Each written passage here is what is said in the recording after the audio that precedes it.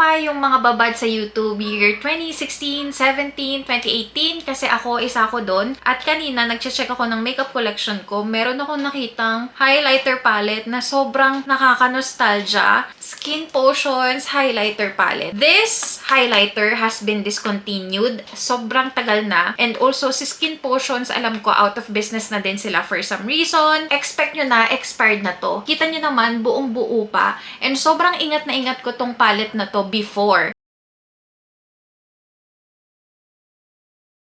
What?